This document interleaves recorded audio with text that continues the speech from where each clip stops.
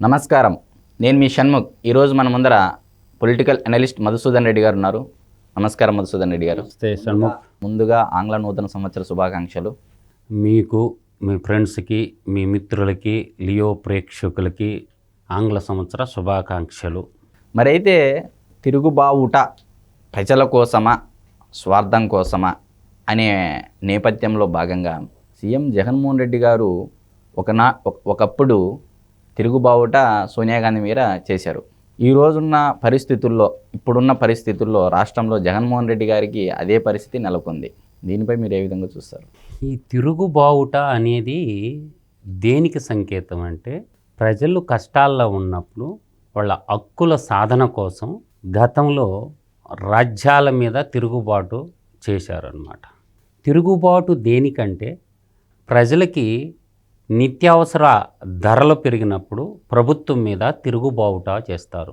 ఈ తిరుగుబావుట అనేది దేనికోసం పుట్టద్దంటే, ప్రజలకు కావాల్సినటువంటి మౌలిక వసతుల కల్పనలో కానీ, ప్రజలకు కావాల్సినటువంటి విద్యారంగంలోని విద్య కోసం కానీ, ప్రజలకి కావాల్సినటువంటి ఆరోగ్య విషయాల్లోనూ వైద్యం విషయాల్లోనే ప్రజల నుండి తిరుగుబాటు మొదలవుతుంది. అది తిరుగుబాటుకి నాంది.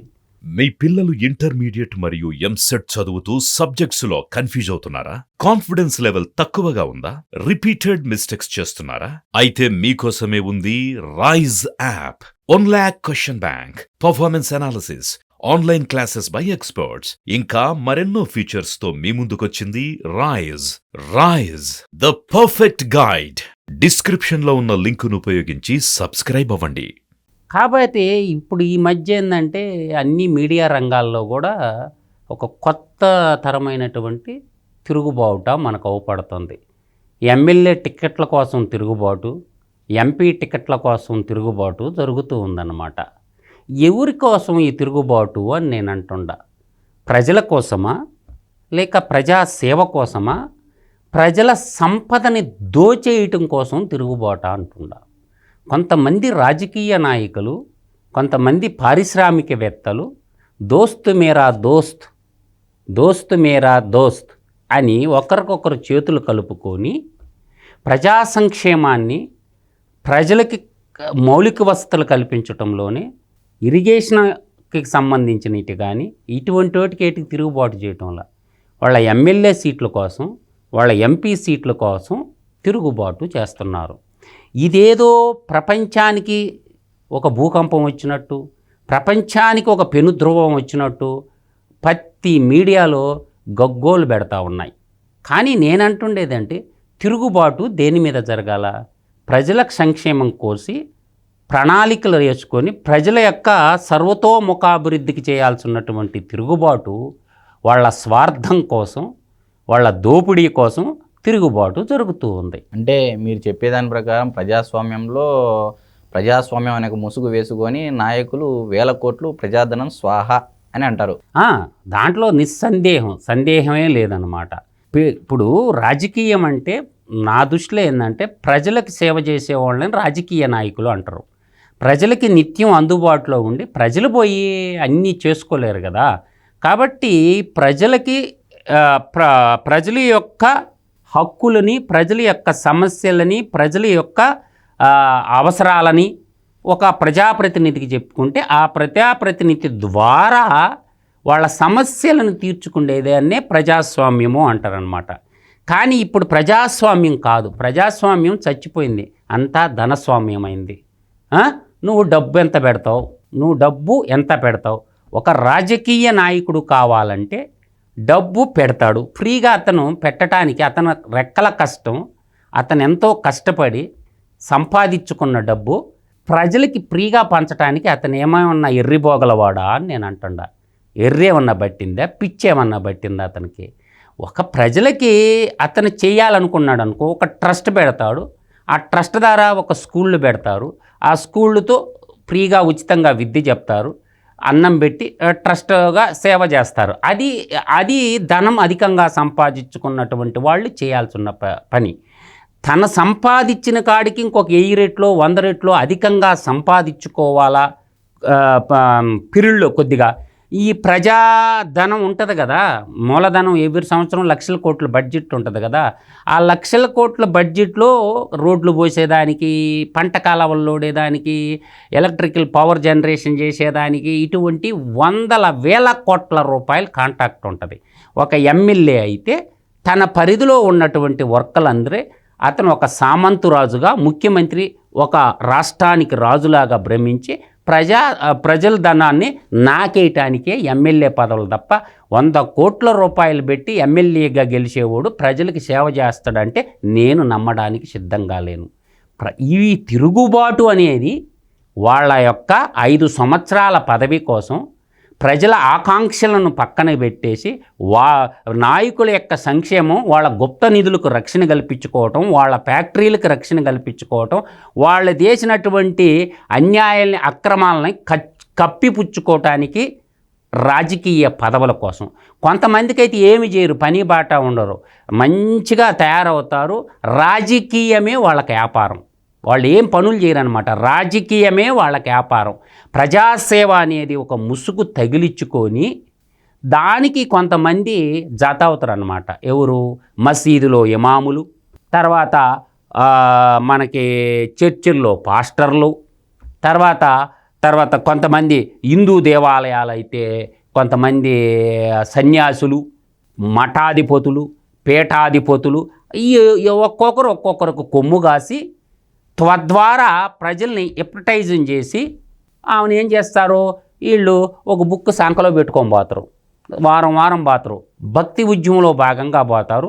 సన్మార్గంలో సమాజాన్ని నడిపించాల్సినటువంటి పాస్టర్లు, ఫకీర్లు, ఇమాములు, పీఠాధిపతులు, సన్యాసులు రాజకీయవేత్తలుగా మారిపోయి వాళ్ళిచ్చే డబ్బులకి ఆశపడి ప్రజల్ని ఎప్టటైజింగ్ చేసి తప్పుదావ బట్టిచ్చేసి ఓటు బ్యాంకు సంస్థలుగా భక్తి ఉద్యమాన్ని మలచడం భారతదేశం చేసుకున్నటువంటి దౌర్భాగ్యం. భిన్నత్వంలో ఏకత్వం ఉన్నటువంటి ఈ దేశంలో మతోన్మాదాన్ని ఓట్లు శక్తులుగా మార్చుకొని ప్రజాస్వామ్యాన్ని కొన్ని శక్తులు కూనీ చేస్తూ ప్రజాస్వామ్యాన్ని అపహాస్యం చేస్తున్నటువంటి మాట వాస్తవం. తిరుగుబావుట స్వార్థం కోసమా, ప్రజల కోసమా అన్న నేపథ్యంలో చూస్తున్నట్లయితే జగన్మోహన్ రెడ్డి గారి పరిపాలనలో వాళ్ళ ఎమ్మెల్యేలు తిరుగుబావుట ఎగరేస్తున్నారు. ఓకే, మరి చెల్లి షర్మిల గారు కూడా తిరుగుబావుట ఎగరేశారు. ఒకప్పుడు అన్న కోసం చెల్లి ఉండేది, ఇప్పుడు చెల్లి కోసం అన్న నిలబడతారంటారా? ఇప్పుడు అది అన్నాచెల్లెళ్ళ సమస్య అనేది భాగపంపకాల సమస్య. భాగపంపకాల సమస్య ఏ విధంగా వచ్చిందంటే 2004కు ముందు వాళ్ళకి పెద్ద ఆర్థిక వనరులు లేవు. 2004 తర్వాత వాళ్ళ తండ్రి గారైనటువంటి స్వర్గీయ రాజశేఖర్ రెడ్డి గారు 5 సంవత్సరాల 3/1 అంటే 3 నెలలు 3/1 రోజులు పరిపాలన చేశాడు ఉమ్మడి ఆంధ్రప్రదేశ్ రాష్ట్రానికి. ఆ కాలంలో చాలా ప్రజాధనాన్ని వాళ్ళు ఒకవైపు సంక్షేమ పథకాలు ముసుగు, మరోవైపు జలవిఘ్నం ప్రాజెక్టులు, మరోవైపు పరిశ్రమలకు అనుమతులు ముసుగులో చాలా డబ్బు వేల కోట్ల రూపాయలు లూటీ చేయటం జరిగింది. ఆ లూటీ చేసినటువంటి సంపదలో భాగపంపకాల్లో తేడా వచ్చి అన్నాచెల్లెలిద్దరూ ఇడిపోయినారు.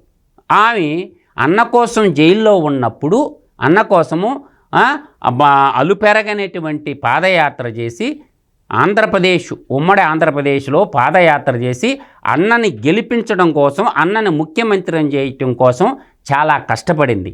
ముఖ్యమంత్రి అయిన తర్వాత తనకి గుర్తింపు లేకుండా పోయింది. కనీసం ఒక రాజ్యసభ సభ్యుగా చేసి నన్ను అధికారంలో నన్ను కూడా పెట్టుకుంటాడని నమ్మింది చెల్లి.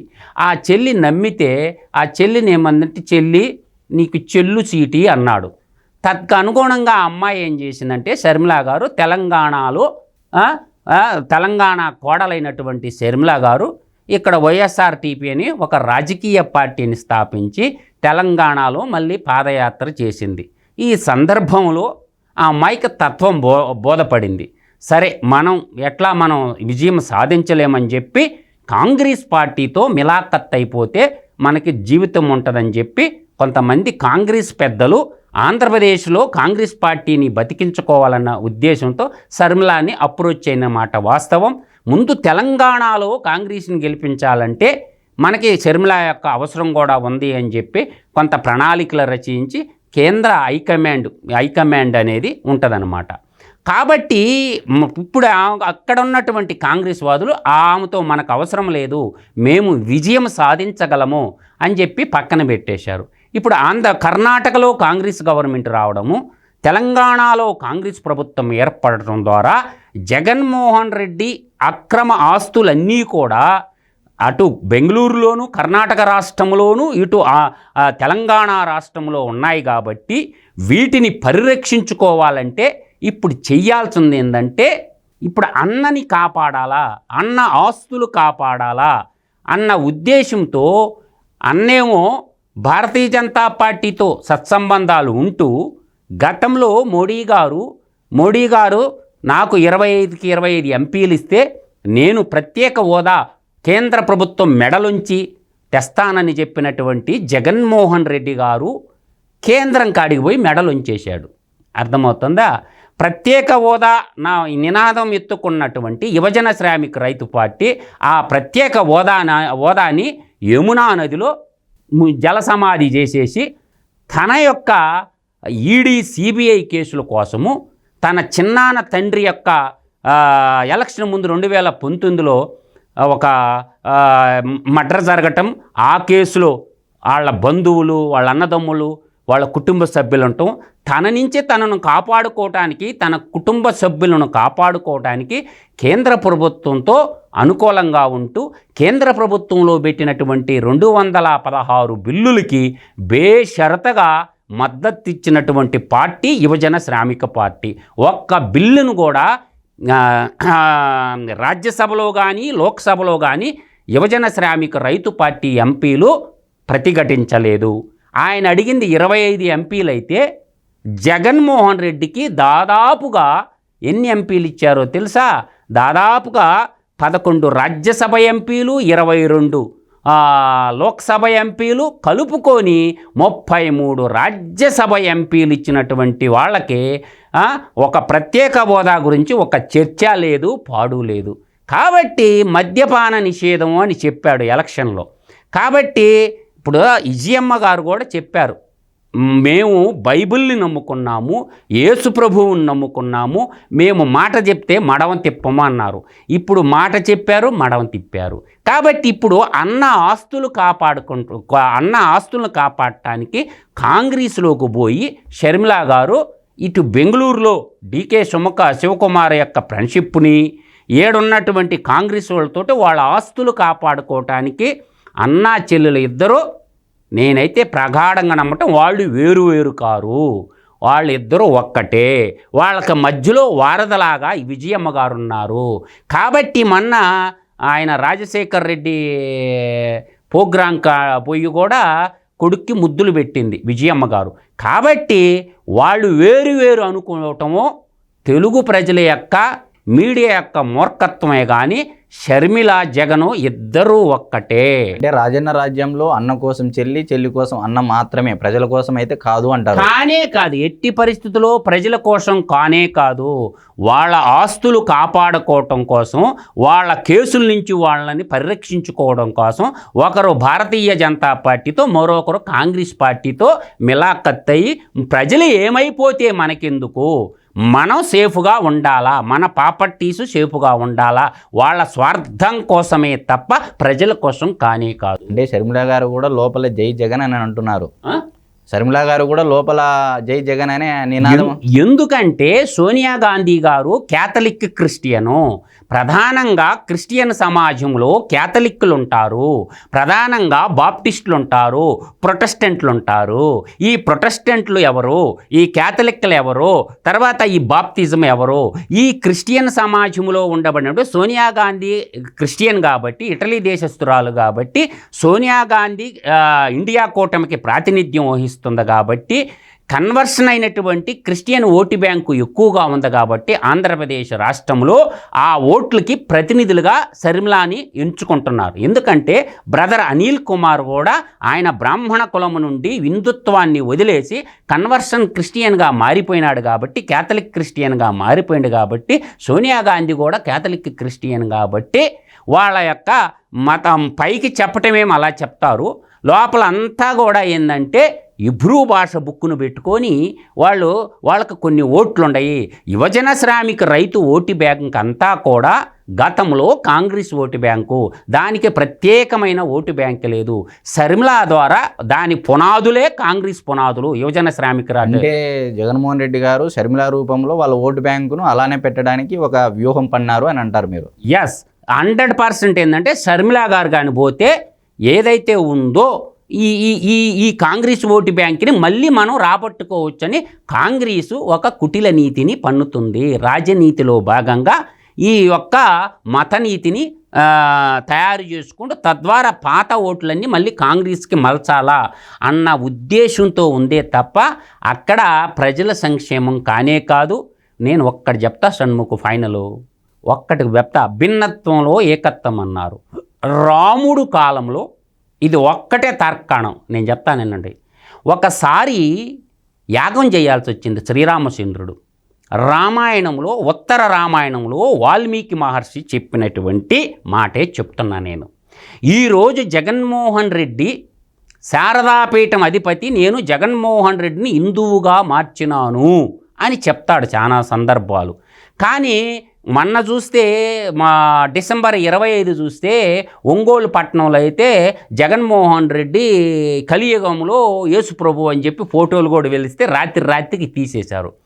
ఒక్క మాట చెప్తాను, ఒక దేవస్థానంలో కానీ హిందూ ధార్మిక సంస్థల్లో కానీ ఏదన్నా ఒక పూజ చేయాలంటే భార్య పక్కన ఉండాలి. శ్రీరామచంద్రుడు అంటే వాడు ఉత్తర రామాయణంలో సీతాదేవి మీద ఒక నింద వేస్తే ఆమె అడవుల్లో పోతే, అడవుల్లో వాల్మీకి మహర్షి దగ్గర ఆమె ఉంటే ఒక యజ్ఞం చేయాల్సిన వచ్చినప్పుడు అప్పుడు ఒక సమస్య ప్రేరేపించబడి జరిగింది. ఆ సమస్యను ఏం చేశారంటే అప్పుడు ఋషులు మునులు భార్య పక్కన లేకుండా ఏ పూజ చేయకూడదు. అప్పుడు ఏం చేశాడంటే శ్రీరామచంద్రుడు మన సీతమ్మ తల్లిది బంగారు విగ్రహం చేసి పక్కన పెట్టుకొని, బంగారు విగ్రహం చేసుకొని సీతమ్మ తల్లి రూపంలో పక్కన పెట్టుకొని యజ్ఞం చేపిస్తారు రాముడి చేత. కాబట్టి హైందవ ధర్మంలో ఉన్నటువంటి హైందవ ధర్మానికి, హిందూ ధర్మానికి శ్రీరామచంద్రుడు చేసినటువంటి యజ్ఞమే నిదర్శనం. కానీ ఈరోజు జగన్మోహన్ రెడ్డి ఎక్కడ పట్టు వస్త్రాలు దేవతలకు సమర్పించాలన్నా, ఏది మనకి అప్పన్న స్వామికి పట్టు వస్త్రాలు సమర్పించాలన్నా, మన ఇంద్రకిలాద్రి పర్వతం మీద మన దుర్గాదేవికి పట్టు వస్త్రాలు సమపార్జన చేయాలన్నా, శ్రీశైలం దేవస్థానంలో పార్వతీదేవికి, మల్లన్న స్వామికి, ఈశ్వరుడికి పట్టు వస్త్రాలు సమర్పించాలన్నా, కలియుగ దైవమైనటువంటి ఏడుకొండల స్వామికి పట్టు వస్త్రాలు సంపాదించిన ఒక్కడే వెళ్తారు. ఇది హిందూ ధర్మం ప్రకారం అరిష్టము. కాబట్టి ఇది హిందూ ధర్మం ప్రకారం అరిష్టం. కాబట్టి జగన్మోహన్ రెడ్డి ఏ రోజు కూడా సతీ సమేతంగా పోయి పట్టు వస్త్రాలు ఏ రోజు సమర్పించలేదు. అతను నటిస్తున్నాడు. హిందువుల యొక్క ఓట్లు ఎక్కడ పోతాయోనని ఒక ముఖ్యమంత్రి హోదాలో ఉండి, ఒక రాజు హోదాలో ఉండి హిందూ ధర్మాన్ని పరిత్వజించినటువంటి వ్యక్తి అదేమంటే నాకు కులం లేదు, మతం లేదు అన్నప్పుడు, కులం లేదు మతం లేనప్పుడు ఏ టెంపుల్కు పోవాల్సి ఉండదు. దేవాదాయ శాఖ మంత్రి, దేవాదాయ శాఖ ధర్మపత్ని పోయి ఇస్తారు ముఖ్యమంత్రి లేనప్పుడు. కాబట్టి అందరూ మేల్కోమని చెప్తున్నాను. మరి అయితే ఈరోజు మనకు తిరుగుబావుట ప్రజల కోసమా స్వార్థం కోసమా అన్న నేపథ్యంలో భాగంగా వైఎస్ జగన్మోహన్ రెడ్డి గారు, షర్మిలా గారు రాజనీతి అనే ఒక టైటిల్ ముందు పెట్టేసుకొని వెనక చేస్తున్న కుటిల నీతి ప్రయోగాలు మనకు మధుసూదన్ రెడ్డి గారు చాలా బాగా వివరించారు. మరొక్కసారి అందరూ ఆలోచించాలని కోరుకుంటూ నమస్కారం. మరొక అంశంతో మళ్ళీ కలుద్దాం.